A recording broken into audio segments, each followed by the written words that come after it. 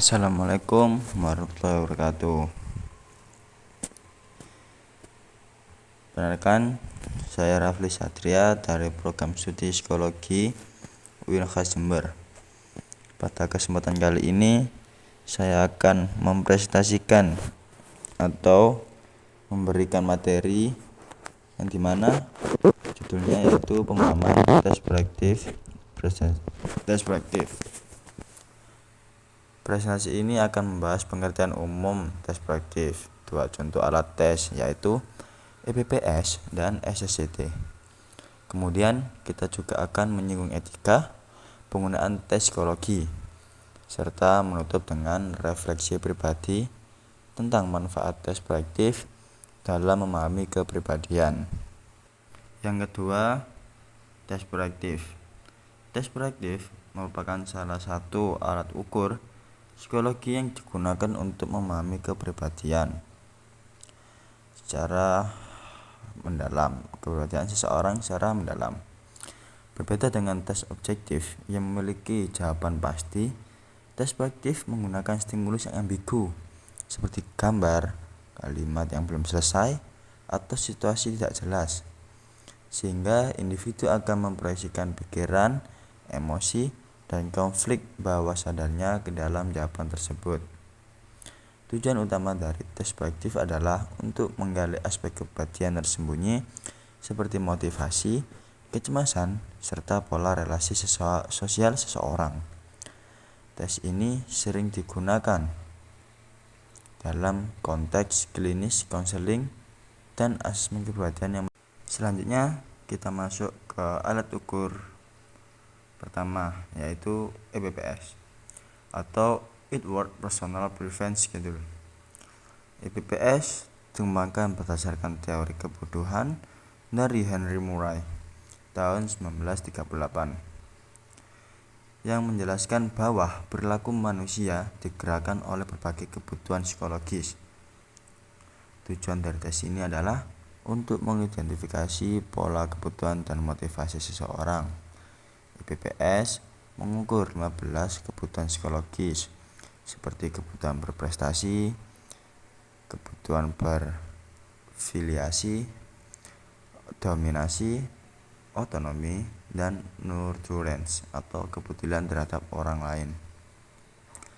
Walaupun EPPS termasuk tes non-proyektif, tes ini sering dibahas bersama tes proyektif karena sama-sama berfungsi untuk memahami struktur kepribadian seseorang secara lebih dalam.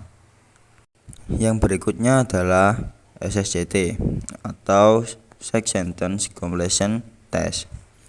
Tes ini merupakan tes proyektif verbal yang dikembangkan oleh Joseph M. Sack dan Sidney Levy.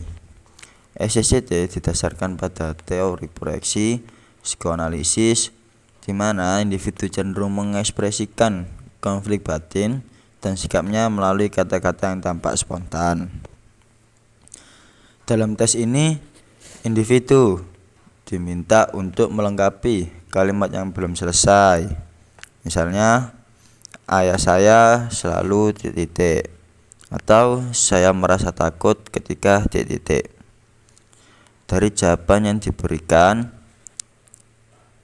psikologi dapat menilai pola hubungan seseorang dengan orang tua, teman, figur, otoritas, serta pandangan terhadap diri sendiri dan nilai-nilai sosial. SSCT sering digunakan dalam asesmen klinis untuk mengungkap konflik kebutuhan emosional dan dinamika kepribadian secara tidak langsung. Etika penggunaan tes psikologi. Dalam penggunaan tes psikologi, terutama tes proyektif, ada beberapa etika penting yang harus dijaga. Yang pertama, rahasia klien harus dijaga dengan ketat, baik hasil tes maupun identitasnya tidak boleh disebarluaskan. Yang kedua, stimulus asli tes seperti kartu rosa atau lembar SSCT tidak boleh diperlihatkan ke publik karena dapat mengganggu validitas hasil tes.